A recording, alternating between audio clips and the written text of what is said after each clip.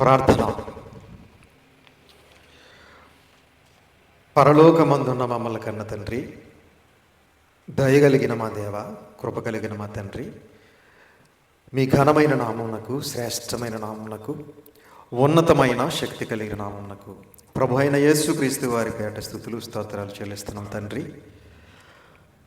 మరిదిగో ప్రభువా, మీ పిల్లలమైన మేము ఈ సాయంకాలం వేళ ఈ గుడిమెల్లంక గ్రామంలో చిన్న మందగా కూడుకుని తండ్రి, మీ పరిశుద్ధ గ్రంథంలో నుండి నాయన మహోన్నతమైన మీ మాటలను, శక్తి కలిగిన మీ మాటలను, అమూల్యమైన మీ మాటలను మరొక్కసారి మేమందరం కూడా వినడానికి, ఆ మాటల ప్రకారంగా బ్రతకటానికి, మా ప్రవర్తన సరిదిద్దుకోవటానికి, మా విశ్వాస జీవితాన్ని అభివృద్ధి చేసుకోవటానికి, మీరు ఇచ్చే పరలోక రాజ్యానికి చేరుకోవటానికి మీరు మాకు ఇచ్చినటువంటి గొప్ప అవకాశమును బట్టి ప్రభు అయిన యేసుక్రీస్తు వారి పేరటి స్తుతులు స్తోత్రములు చెల్లిస్తూ ఉన్నాము.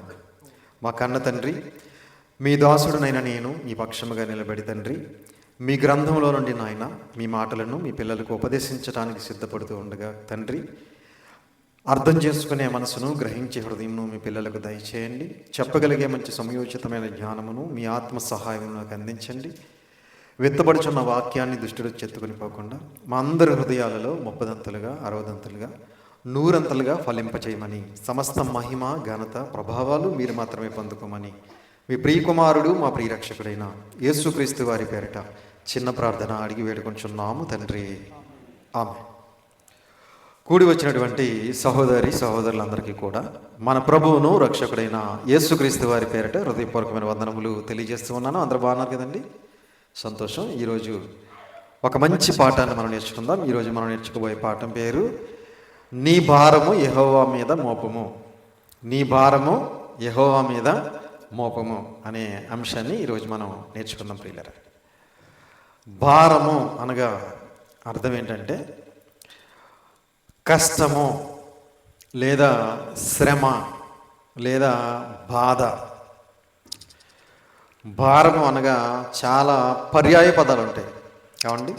ఇబ్బంది, ఇరుకులు, సమస్యలు ఇలాంటివన్నీ వస్తాయి. కనుక మానవులంగా మన జీవితంలో ఇవన్నీ రావటం సహజమే కావండి.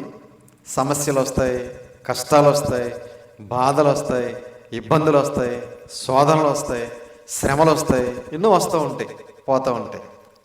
అయితే అవి వచ్చినప్పుడు మనం చాలా నలిగిపోతాం, అవునా? కృంగిపోతూ ఉంటాం, కుమిలిపోతూ ఉంటాం. అది అనుభవించిన వారికి మాత్రమే తెలుస్తుందిలేండి, ఏమండి? చూసేవాడికి తెలియదు, ఏమంటే అనుభవించిన వాళ్ళకి తెలుస్తుంది. చేలో పనిచేసేవాడికి కష్టం ఏంటో తెలుస్తుంది, గట్టు మీద ఉన్న కబుర్లు చెప్పేవాడికి కష్టం తెలియదు. అలాగే శ్రమలు, కష్టాలు, ఇబ్బందులు వచ్చినప్పుడు వాటిని అనుభవించేవాడికి తెలుస్తుంది ఆ బాధ ఏంటో, ఏమండి? అప్పుడు మనం ఏం చేయాలంటే మన భారాన్ని ఎవరి మీద మోపాలి? దేవుని మీద మోపాలి, ఏమండి? ఇప్పుడు ఇశ్రాయేలీలందరూ కూడా ఐగుప్తు బానిసత్వంలో ఎంతో భయంకరమైనటువంటి భారాన్ని అనుభవిస్తున్నారు. ఆ మాట ఒకసారి మనం బైబిల్ గ్రంథంలోకి వెళ్ళి చూడగలిగితే నిర్గమాకాండం 1వ అధ్యాయం, నిర్గమాకాండము 1వ అధ్యాయము 11వ వచనం జాగ్రత్తగా చూడండి పిల్లరా. నిర్గమాకాండం 1వ అధ్యాయము 11వ వచనం. కాబట్టి వారి మీద పెట్టిన భారములలో వారిని శ్రమ పెట్టుటకు వెట్టి పనులు చేయించు అధికారులను వారి మీద నియమింపగా వారు ఫరో కొరకు ధాన్యాదులను నిలువ చేయు ఫీతోను, రామసేసు అను పట్టణములను కట్టిరి. చాలు. ఇశ్రాయేలీలందరి చేత ఐగుప్తీయులు కొన్ని వెట్టి పనులు చేయించుకోవడానికి వారి మీద భారం పెట్టారట, ఏమండి? ధాన్యాదులు నిల్వ చేయడానికి, అలాగే ఫితోను, రామసేసు అనే పట్టణాలు కట్టడానికి వారి మీద కొంత భారాన్ని పెట్టారట. అంటే కష్టాన్ని పెట్టారనమాట, కొన్ని శ్రమలు పెట్టారు, వాళ్ళని ఇబ్బందులు గురి చేశారు. ఎందుకంటే మీరు కిందకు చదివితే అర్థమవుతుంది, ఎవరైనా మన మీద యుద్ధానికి వస్తే వాళ్ళతో కలిసి తిరిగి మన మీద యుద్ధం చేస్తారేమో అని భయంతో రోజు రోజుకి ఇశ్రాయేలు జనసంఖ్య పెరిగిపోవడంతో వీళ్ళు ఎప్పటికైనా మన మీద తిరుగుబాటు చేస్తారేమనే భయంతో వీరి మీద వెట్టి పనులు అనేవి పెట్టి వీరి మీద ఎంతో భారాన్ని ఉంచడం అనేది జరిగింది. తర్వాత వీళ్ళందరూ దేవునికి మొరపెట్టడం, ఆ మొర దేవునికి మూలుగులాగా వినబడటం, తర్వాత మోషే అహరోనుని పంపించి వారందరినీ కూడా బానిసత్వ బ్రతుకు నుంచి విడిపించి పాలు తేనెలు ప్రవహించే దేశానికి నడిపించడం మనందరికీ తెలిసిన విషయం. ఇక్కడ మన పాయింట్ ఏంటంటే, మనకు వచ్చే శ్రమలు, బాధలు, ఇబ్బందులు ఇవే భారం అంటే. ఈ భారాన్ని ఇప్పుడు ఇశ్రాయేలీలందరూ కూడా ఎవరి మీద మోపారు అంటే దేవుని మీద మోపారు. అవునా? ఎన్ని సంవత్సరాలు ప్రార్థన చేశారంటే వాళ్ళు 400 సంవత్సరాలు ప్రార్థన చేస్తే ఆ ప్రార్థన దేవునికి ఎలా వినపడిందట? ఒక చిన్న మూలుగులాగా వినపడిందంట. ఎవరో మూలుగుతూ ఉంటారు కదా అప్పుడప్పుడు. అంటే రోగం వచ్చిన వాళ్ళు, జ్వరం వచ్చిన వాళ్ళు మంచం మీద పడుకొని అమ్మ నాయన అని మూలుగుతూ ఉంటారు. అలా వినపడిందంట దేవుడికి. లక్షలాది మంది ఇశ్రాయేలీలు 400 సంవత్సరాలు ప్రార్థన చేస్తే ఆ ప్రార్థన దేవుడిని ఎలా వినపడింది? చిన్న మూలుగులాగా. అప్పుడు దేవుడు స్పందించాడు. ప్రియమైన దేవుని వాళ్ళరా, కాబట్టి మన భారాన్ని ఎవరి మీద మోపాలంటే దేవుని మీద మోపాలి. అందుకే కీర్తన గ్రంథంలో ఒక అద్భుతమైన మాట దేవుడు తెలియజేశాడు. 55వ అధ్యాయం, కీర్తన గ్రంథము 55వ అధ్యాయం 22వ వచనం జాగ్రత్తగా చూడండి పిల్లలు. 55:22, నీ భారము యెహోవా మీద మోపము, ఆయనే నిన్ను ఆదుకొనును. తీసారండి? 55:22, నీ భారము ఎవరి మీద మోపాలి? ఏమండి? దేవుని మీద మోపాలి. యెహోవా మీద మోపము, ఆయనే నిన్ను ఆదుకొనును. ఏమండి? మన భారాన్ని దేవుని మీద మోపాలి. తండ్రి, ఇదిగో ఈ సమస్య వచ్చింది నాయన, ఈ ఇబ్బంది వచ్చింది తండ్రి, ఇదిగో ఈ శ్రమ వచ్చింది నాయన, దీని నుంచి నన్ను విడిపించి తండ్రి అని మన భారాన్ని దేవుని మీద మోపినప్పుడు ఆయనే నిన్ను ఆదుకొనును. ఆయనే ఆదుకుంటాడు. మనుషుల్లో ఎవరో ఆదుకోరు మనల్ని. ఏమండి? మనం అనుకుంటాం ఎవరో ఒకరు ఆదుకోకపోతారా అని. ఎవరో ఆదుకోరు మనల్ని. ఏమండి? మనల్ని ఆదుకునేది ఎవరు? మనల్ని ఆదరించేది ఎవరు? దేవుడే. మనకి సహాయ సహకారాలు అందించేది దేవుడే. కాబట్టి ప్రియమైన దేవుని వాళ్ళరా, మన భారాన్ని మనుషుల మీద కాదు మోపాల్సింది. ఎవరి మీద మోపాలి? దేవుని మీద మోపాలి. అప్పుడు ఆయన మనల్ని ఆదుకొను అని చెప్పి కింద ఒక మంచి మాట చెప్పాడు. నీతిమంతులను ఆయన ఎన్నడును కదలనీయుడు. నీతిమంతులను ఆయన ఎన్నడును కదలనీయుడు అంటే మనం నీతిగా బ్రతకాలి. మనం నీతిగా బ్రతకకుండా మన భారాలు ఆయన మీద మోపితే ఆయన ఆదుకోడు. అర్థమవుతుందండి? మనలో నీతి లేనప్పుడు, మనలో నిజాయితీ లేనప్పుడు, మనలో యథార్థత పరిశుద్ధత లేనప్పుడు మన భారం యెహోవా మీద మోపినా ఆయన మన భారాన్ని తీయడు, ఆయన మనల్ని ఆదుకోడు. కనుక నీతిమంతులను ఆయన ఎన్నడును కదలనీయుడు అన్నాడు. అంటే నీతిమంతులంటే దేవునికి ఇష్టం. ఏమండి? నీతిమంతుల్లో ఆయన ఏం చేస్తాడో చూస్తారో ఒకసారి. ఇదే కీర్తన గ్రంథము 5వ అధ్యాయం, కీర్తన గ్రంథం 5వ అధ్యాయము, కీర్తన గ్రంథము 5వ అధ్యాయము 12వ వచనాన్ని జాగ్రత్తగా చూడండి. యెహోవా నీతిమంతులను ఆశీర్వదించువాడవు నీవే. 5:12 అందరూ చూడండి. కీర్తన గ్రంథం 5:12, యెహోవా నీతిమంతులను ఆశీర్వదించువాడవు నీవే. ప్రియమైన దేవుని వాళ్ళరా, అంటే అందరినీ ఆశీర్వదించడా దేవుడు? అందరినీ ఆశీర్వదించడు. ఏమంటే ఎవరైతే నీతిగా బ్రతుకుతారో వారిని మాత్రమే ఆశీర్వదిస్తాడు. ఎవరైతే నీతిగా బ్రతుకుతారో వారినే ఆదుకుంటాడు. ఎవరైతే నీతిగా బ్రతుకుతారో వారినే కదలనీయకుండా ఆయన కృపలో భద్రపరుస్తాడు. కనుక మనకు దేవుడు సహాయం చేయాలంటే మనలో మొట్టమొదట ఉండవలసినటువంటి లక్షణం ఏంటి అంటే నీతి ఉండాలి. ఏమండి? ఈరోజు నీతి లేకుండా బ్రతుకుతున్నారు చాలామంది. ఏమండి? నీతి లేదు. క్రైస్తవ్యంలోనే అనేక మందిలో నీతి అనేది లేదు ప్రియమైన దేవుని వాళ్ళారా. కాబట్టి మనలో నీతి అనే లక్షణం తప్పనిసరిగా ఉండాలి. నీతి, నిజాయితీ, యథార్థత, పరిశుద్ధత ఇలాంటి సుగుణాలు మనలో ఉండాలి. ఆ ఉంటేనే దేవుని దగ్గర నుంచి మనకి సహకారం అనేది వస్తుంది ప్రియమైన దేవుని వాళ్ళరా. అలాగే నీతిమంతులను ఇంకా దేవుడు ఏం చేస్తాడో మరొక మాట మనం చూడగలిగితే ఇదే కీర్తన గ్రంథము 146వ అధ్యాయం 146వ అధ్యాయము 8వ వచనాన్ని జాగ్రత్తగా చూడండి పిల్లలు. కీర్తన గ్రంథము 146వ అధ్యాయము 8వ వచనం. యెహోవా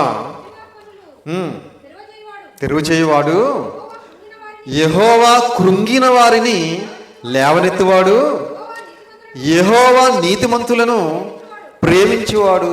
యెహోవా ఏం చేస్తాడట? నీతిమంతులను ప్రేమించువాడు. నీతిమంతులు అంటే చాలా పిచ్చి దేవుడికి. ఏమండి అంటే నీతిమంతులుగా బ్రతికితే దేవుడు మనల్ని ఏం చేస్తాడు? ప్రేమిస్తాడట. ఇక్కడ మనం బాగా ఆలోచించగలిగితే ఒక భర్త భార్యను ప్రేమిస్తున్నాడు అనుకోండి, భార్యకి ఏం కావాలో అన్నీ సమకూరుస్తాడు. అవునా? అది ప్రేమించడం అంటే. ఊరికే పక్కన కుర్చీ చేసుకుని ఐ లవ్ యూ అంటున్నాడు అనుకోండి, అది కాదు ప్రేమించడం. అవునా? భార్య అవసరాలు తెలుసుకుని అవన్నీ కూడా తీర్చేవాడే భార్యని ప్రేమించేవాడు. అంతే కదండి? ఊరికే నువ్వు లేకపోతే నేను ఉండలేను, నువ్వంటే నాకు చాలా ఇష్టం, నువ్వే నా జీవితం అంటున్నాడు అనుకోండి, ఏమి పట్టుకురాకుండా, అది ప్రేమించడం అవదు. అవునా? కాబట్టి ప్రియమైన దేవుని పిల్లరా, ఇప్పుడు దేవుడు నీతిమంతులను ఏం చేస్తాడట? ప్రేమిస్తాడట. అంటే నీతిమంతులకు ఏం అవసరమో అవన్నీ కూడా దేవుడు అనుగ్రహిస్తాడు. నీతిమంతులకు ఉన్నటువంటి కష్టాల నుండి, నీతిమంతులకు ఉన్న ఇబ్బందుల నుంచి విడిపిస్తాడు అని ఈ సందర్భాన్ని బట్టి మనం అర్థం చేసుకోవాలి. కనుక మనలో నీతి అనేది ఉంటే మన భారాన్ని దేవుని మీద మోపితే ఆ భారం నుంచి మనల్ని ఏం చేస్తాడు? దేవుడు విడిపిస్తాడు, మనకు సహాయ సహకారాలు అందిస్తాడు. మన భారాల్ని భరించేది ఎవరో చూస్తారు ఒకసారి. ఇదే కీర్తన గ్రంథం 68వ అధ్యాయం. మన భారాన్ని భరించేది ఎవరో ఒకసారి మనం చూడగలిగితే 68వ అధ్యాయం, కీర్తన గ్రంథం 68వ అధ్యాయము క్రీస్తుకు పూర్వం 1000 సంవత్సరాల క్రితం రాయబడిన మాటలు ఇవి. 68:19 కీర్తన గ్రంథము 68:19. ప్రభువు స్తుతి నందునుగాక, అనుదినము ఆయన మా భారము భరించుచున్నాడు, దేవుడే మాకు రక్షణకర్త అయి ఉన్నాడు. తీసారా? కీర్తన గ్రంథము 68వ అధ్యాయం 19వ వచనం. ప్రభువు స్తుతి నందునుగాక, అనుదినము. ఏమంటే అప్పుడప్పుడు కాదు, అనుదినము అంటే ప్రతిదినము అని. అంతేనా? ప్రతిదినము ఆయన మన భారమును భరించుచున్నాడు. మన భారాన్ని ప్రతిదినము కూడా ఆయన భరిస్తున్నాడట. ప్రతిదినము కూడా మన భారాలన్నీ ప్రార్థన ద్వారా ఆయనకి మనం తెలియజేసినప్పుడు మన భారాలన్నీ భరించే సామర్థ్యం కలిగిన వాడు దేవుడు ఒక్కడే. ఏమండి? కుటుంబంలో తండ్రి మీద మనం మన భారం అంతా మోపుతున్నాం అనుకోండి, తండ్రి ఏటెళ్ళకాలం భరించలేడు. ఎంతకాలమైనా భరిస్తానరా అంటాడు. అవునా? కానీ మన కన్న తండ్రి అయిన దేవుడు మాత్రం మన జీవితాంతం మన భారం ఆయన మీద మోపిన అనుదినము ఆయన భరిస్తాడు అని చెప్పి దేవుని వాక్యం సెలవిస్తుంది. అనుదినము ఆయనే మన భారం భరించును, దేవుడే మాకు రక్షణకర్త అయి ఉన్నాడు. దేవుడే మనకి రక్షణకర్తగా ఉన్నాడట. ఏమండి? మనల్ని రక్షించే రక్షణకర్త ఎవరు అంటే దేవుడే. ప్రియమైన దేవుని వాళ్ళారా, ఈ మనుషులు ఎవ్వరూ మనల్ని రక్షించలేరు. రక్షిస్తారండి? ఏమండి? ఈ మనుషుల్ని నమ్ముకోవడం కంటే మనం దేవుని నమ్ముకోవడమే మన జీవితానికి ఉత్తమం. ఎందుకంటే మనిషి అంటేనే మోసగాడు, మనిషి అంటేనే మాయగాడు. అవునా? మనిషి మనల్ని ముంచేసేవాడు, మనిషి మనకి సహాయ సహకారాలు అందించేవాడు కాడు. మనుషుల్ని నమ్ముకుంటాం మనం అందరం కూడా. దేవుణ్ణి నమ్ముకోవడం మానేసి మనుషుల్ని ఆశ్రయిస్తాం, మనుషుల్ని నమ్ముకుంటూ ఉంటాం. మనుషులు కాదు మనకు రక్షణకర్తలు. ఎవరు? దేవుడే మనకు రక్షణకర్త అయి ఉన్నాడు అన్నాడు. అందుకే ఇదే కీర్తన గ్రంథంలో 18వ అధ్యాయము 46వ వచనం చూడండి. 18:46లో మన రక్షణకర్త ఎవడో అక్కడ వ్రాయబడింది. 18వ అధ్యాయం 46వ వచనం. యెహోవా జీవము గలవాడు, నా ఆశ్రయదుర్గమైన వాడు, స్తోత్రార్హుడు, నా రక్షణకర్త అయిన దేవుడు బహుగా స్తుతినందునుగాక. చాలండి ప్రియమైన దేవుని వాళ్ళరా. 18:46 అందరూ చూడాలి. యెహోవా జీవము గలవాడు. దేవుడు ఎలాంటి వాడు? జీవము లేనివాడు కాడు, నిర్జీవమైన వాడు కాడు. యెహోవా జీవము గలవాడు, నా ఆశ్రయ దుర్గమైన వాడు, నేను ఆశ్రయించడానికి ఒక దుర్గంగా ఉన్నవాడు అని చెప్తున్నాడు. నా ఆశ్రయ దుర్గమైన వాడు, స్తోత్రార్హుడు, స్తోత్రాలు పొందుకునేటానికి అర్హుడు. ఏమండి? ప్రపంచ ప్రజల స్తోత్రాలు అందుకోవటానికి అర్హుడు ఆయన అంటున్నాడు. నా రక్షణకర్త అయిన దేవుడు బహుగా స్తుతినందునుగాక. ప్రియమైన దేవుని వాళ్ళారా, నా రక్షణకర్త అయిన దేవుడు అంటే నన్ను రక్షించే రక్షణకర్త అంటున్నాడు భక్తుడు. కాబట్టి ప్రియమైన దేవుని వాళ్ళారా, మనల్ని ఎలాంటి పరిస్థితుల్లో ఉన్నా, ఎట్టి పరిస్థితుల్లో ఉన్నా కూడా మనల్ని రక్షించే రక్షణకర్త ఎవరు? మన దేవుడే. ఈ ప్రపంచంలో ఎవరో రక్షించలేరు ప్రియమైన దేవుని వాళ్ళారా. కాబట్టి అవి మనందరం కూడా ఆలోచించిన వాళ్ళకి అర్థమవుతుంది. ఏమండి? ఆలోచించిన వాడికి, అనుభవించిన వాడికి అర్థమవుతుంది. ఏమండి? ఆయన రక్షణకర్త అయిన దేవుడు అని. అనుభవించిన వాడికి, ఆలోచించిన వాడికి ఏమీ అర్థం కాదు ప్రియులారా. కాబట్టి భక్తుడు ఎంత అద్భుతమైన మాట చెప్తున్నాడు చూడండి. నా రక్షణకర్త అయిన దేవుడు బహుగా స్తుతినందునుగాక. కాబట్టి దేవుడే మన రక్షణ కర్త. అందుకే ఇదే కీర్తనల గ్రంథంలో మరొక మాట, 70వ అధ్యాయం 5వ వచనం చూడండి. కీర్తనల గ్రంథము 70వ అధ్యాయం 5. కీర్తన గ్రంథము 70వ అధ్యాయము 5వ వచనం. నేను శ్రమల పాలై దీనుడనైతిని, దేవా నన్ను రక్షించుటకు త్వరపడి రమ్ము, నాకు సహాయము నీవే, నా రక్షణకర్తవు నీవే. తీసారమ్మా? కీర్తన గ్రంథము 70వ అధ్యాయం 5వ వచనం. అందరూ చూడాలి. దావీదు గారు పలుకుతున్న అద్భుతమైన మాట, నేను శ్రమల పాలై దీనుడనైతిని, దేవా నన్ను రక్షించుటకు త్వరపడి రమ్ము, నాకు సహాయము నీవే, నా రక్షణకర్తవు నీవే, యెహోవా ఆలస్యము చేయకుమే.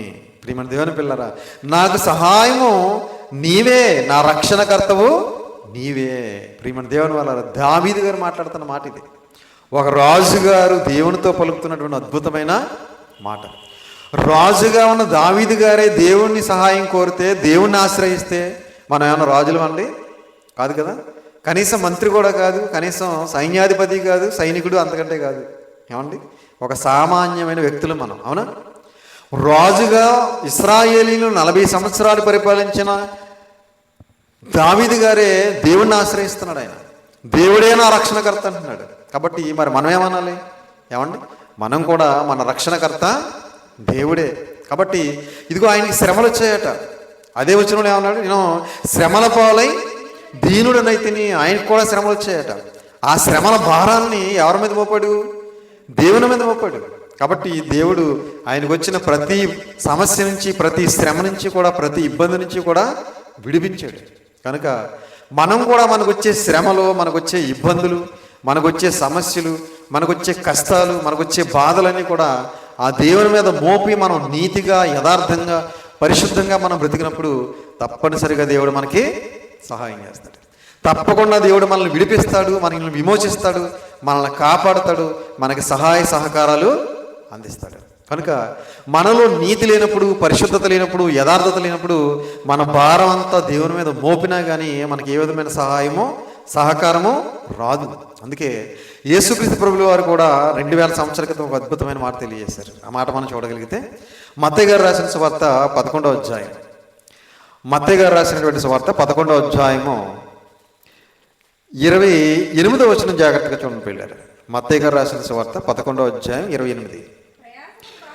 ప్రయాసపడి భారం మోసుకొనుచున్న సమస్త జనులారా నా యొద్దకు రండి, నేను మీకు విశ్రాంతి కలుగజేతను. చాలండి. 20 తీసారా? 11:28. ప్రయాసపడి భారం మోసుకొనుచున్న సమస్త జనులారా నా యొద్దకు రండి. ప్రయాసపడి భారం మోసుకుంటున్నారు సమస్త జనులు. ఏంటా భారం? ఏమండి? ఏంటా భారం? పాపం అనే ఒక భారాన్ని మోసుకుంటున్నారు. ఆ పాపం నుంచి విమోచన లేకుండా ఉన్నారు, పాపం నుంచి విడుదల లేకుండా ఉన్నారు, పాపంలోనే ఉన్నారు, పాపం అనే ఊబిలోనే కూరుకుపోయారు. కనుక పాపం అనే ఊబిలో నుంచి విడిపించడానికి, పాపం అనే ఆ భయంకరమైన భ్రష్టత్వంలో ఉన్నటువంటి ఈ ప్రజలను విమోచించడానికి యేసుక్రీస్తు వారు పిలిచినటువంటి పిలుపు ఇది. ప్రయాసపడి భారము మోసుకొనుచున్న సమస్త జనులారా నా యొద్దకు రండి. అంటే పాపం అనేది కూడా ఒక భయంకరమైన భారమే. దాని నుంచి విడిపించే నాథుడు యేసుక్రీస్తు వారు వచ్చే వరకు కూడా ఎవరు లేరు. కనుక యేసుక్రీస్తు ప్రభులు వారు ఇదిగో పాపం అనే భారం నుంచి విడిపించడానికి ప్రపంచ ప్రజలందరినీ కూడా 2000 సంవత్సరాల క్రితమే పిలిచాడు ఆయన. ప్రయాసపడి భారం మోచుకుని సమస్త జనులారా నా యొద్దకు రండి, నేను మీకు విశ్రాంతి కలుగజేతును. ప్రియమైన దేవుని వాళ్ళారా, కనుక ఈరోజు చాలామంది కూడా అనేక మంది ఈ వాక్యం విని వస్తున్నారు.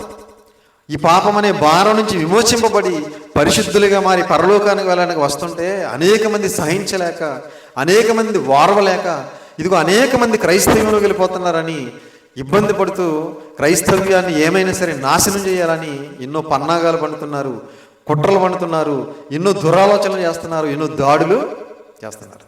ఏమండి ప్రియమైన దేవుని పిల్లరా, ప్రపంచంలో పాప విమోచన అనేది రావాలి అంటే ప్రభు అయిన యేసుక్రీస్తు వారి దగ్గరికి రావాలి. యేసుక్రీస్తు వారి దగ్గరికి వస్తేనే పాప విమోచన, యేసుక్రీస్తు వారి దగ్గరికి వస్తేనే పరిశుద్ధత, యేసుక్రీస్తు వారి దగ్గరికి వస్తేనే పరలోకం. కనుక నేనే మార్గము, నేనే సత్యము, నేనే జీవం అన్నాడు. అందుకే ఆయన నేను కూడా సత్యము, నేను కూడా జీవము, నేను కూడా మార్గము అనలేదు ఆయన. నేనే అంటే ఇంకెవరు కాదని, అంతే కదండి. ఇది ఎవరు తీసుకొచ్చారంటే నేనే తీసుకొచ్చాను అన్నాడు అనుకో, ఇంకెవరు తీసుకురాలేదని, అంతే కదండి. కనుక నేనే మార్గము అన్నాడు. ఎక్కడికి మార్గం? పరలోకానికి మార్గం. నేనే సత్యము, నేనే జీవము. కనుక ప్రియమైన దేవుని వాళ్ళారా, ప్రపంచంలో ఎవరికి పాపక్షమాపణ ప్రసాదించాలన్నా ప్రభు అయిన యేసుక్రీస్తు వారి దగ్గరికి రావాలి. ఎందుకంటే ఆయన ఒక్కడే పాపాత్ముల కోసం ప్రాణం పెట్టినవాడు. ఆయన ఒక్కడే పాపాత్ముల కోసం తన పవిత్రమైన రక్తాన్ని చిందించినవాడు. కనుక మన భారం అంతా కూడా తీర్చేది ఆయనే. కనుక పాపం అనే భారాన్ని తీసేయాలంటే యేసుక్రీస్తు వారు మాత్రమే తీయగలరు. కనుక యేసుక్రీస్తు ప్రభులు వారిని అందుకే దేవుడు ప్రత్యేకంగా కన్యమరి గర్భం ద్వారా ఈ లోకానికి పంపించాడు. అందరిలాగా అమ్మా నాన్నలు కలిస్తే పుట్టినవాడు కాదు. ఆయన పుట్టుక ప్రత్యేకం. మీరు ఎప్పుడైనా గమనించండి, ఆయనలాగా పుట్టినవారు ప్రపంచంలో ఎవరో లేరు. ఆయన జీవితం ప్రత్యేకం. ఆయన ప్రత్యేకంగా బ్రతికాడు. ఆయన పాపులలో చేరక ప్రత్యేకంగా బ్రతికాడు. ఆయన మరణం ప్రత్యేకం. చూడండి, ఆయన ఏ పాపము చేయకపోయినా అందరి కోసం ఆయన మరణించాడు. కనుక ఆయన ద్వారానే మన పాపం అనే భారం పోతుంది. కనుక ఈరోజు ప్రపంచంలో ఎవ్వరి పాపం అనే భారం పోవాలన్నా క్రీస్తు పాదాల దగ్గరకు రావాలి. అనేక మంది వస్తున్నారు, అనేక మంది వస్తూ అనేక మంది ఆయన అడుగుజాడలో నడవడానికి ఇష్టపడుతున్నారు, ఆయనని పోలి జీవించడానికి ఇష్టపడుతున్నారు, ఆయన ద్వారా స్వర్గానికి చేరుకోవడానికి ఇష్టపడుతున్నారు. కనుక మనం అందరం కూడా మన భారం, ఈ లోకంలో లోక సంబంధమైన భారాలు పోవాలన్నా దేవుని దగ్గరికి రావాలి. ఇదిగో పాపం అనే భారం పోవాలన్నా క్రీస్తు దగ్గరికి రావాలి. కనుక భౌతిక సంబంధమైన, లోక సంబంధమైన, శరీర సంబంధమైన భారాలు పోవాలన్నా దేవుని మీద మన భారం వేయాలి. అలాగే ఆత్మీయంగా మన పాపం అనే భారం పోవాలన్నా క్రీస్తు దగ్గరికి రావాలి. అలా వచ్చినప్పుడు ఆయన చెప్పిన మాటల ప్రకారంగా మనం బ్రతికినప్పుడు, ఆయన అడుగుజాడల్లో మనం నడుచుకున్నప్పుడు, ఆయనను పోలి మనం జీవించి ఆయన రాకడ కోసం మనం సిద్ధపాటు కలిగి ఉన్నప్పుడు మన జీవితం ఒక అర్థం పరమార్థం ఉంటుంది. మనందరము పరలోకం అనే మహాలోకానికి చేరుకుంటామని దేవుని వాక్యం సెలవిస్తుంది. కాబట్టి అందరూ ఆ విధంగా ఉండాలని ప్రేమపూర్వకంగా తెలియజేస్తూ ఈ మాటలు ముగిస్తున్నాను. తలలో వంచండి, ప్రార్థన చేసుకుంటాం. ప్రార్థన. పరలోకమందున్న మమ్మల్ని కన్న తండ్రి, దయగలిగిన మా దేవ, కృప కలిగిన మా తండ్రి, మీ ఘనమైన నామమునకు, శ్రేష్టమైన నామమునకు, శక్తి కలిగిన ఉన్నతమైన నామమునకు ప్రభు అయిన యేసుక్రీస్తు వారి పేరిట స్తుతులు స్తోత్రములు చెల్లిస్తున్నాం కన్న తండ్రి. మరి ఇప్పటి వరకు మీ పరిశుద్ధ గ్రంథంలో నుండి కొన్ని మాటలు మేమందరం కూడా విన్నాం నాయన. మా ఆత్మీయ జీవితాన్ని, మా విశ్వాస జీవితాన్ని అభివృద్ధి చేసుకుంటూ మేమందరము కూడా తండ్రి మీకు ఇష్టమైన పిల్లలుగా జీవించటానికి, మీరు ఇచ్చే పరలోక రాజ్యానికి మేమందరం చేరుకోవటానికి తండ్రి మీ మాటల ద్వారా మేమందరం పరలోకానికి బాటలు వేసుకోవడానికి సహాయం చేయండి తండ్రి. తలల వంచి ప్రార్థన చేస్తున్న మమ్మలను, మా కుటుంబాలను దయతో జ్ఞాపకం చేసుకున్న ఆయన మమ్మల్ని అందరినీ మీ కృపలో భద్రపరచండి, బలపరచండి. బలమైన సాధనాలుగా మమ్మల్ని మీ సేవలో వాడుకోండి నాయన. మేమందరము కూడా తండ్రి కుడికి కానీ ఎడమకు కానీ తొలగిపోకుండా నాయన, మా తుది శ్వాస విడిచిపెట్టే వరకు కన్న తండ్రి మేమందరము మీ కుమారుడైన యేసుక్రీస్తు వారి అడుగుజాడల్లో నడుచుకుంటూ ఆయనను పోలు జీవిస్తూ ఆయన రాకడ కోసం సిద్ధపాటు కలిగి తండ్రి మీరు ఇచ్చే పరలోక పరలోక రాజ్యానికి మేమందరం వారసులు కావడానికి సహాయం చేయమని, కృప చూపించమని, దయ చూపించమని, సమస్త మహిమ ఘనత ప్రభావాలు మీరు మాత్రమే పొందుకోమని మీ ప్రియ కుమారుడు మా ప్రియ రక్షకుడైన యేసుక్రీస్తు వారి పేరట చిన్న ప్రార్థన అడిగి వేడుకొంచున్నాము తండ్రి. ఆమేన్.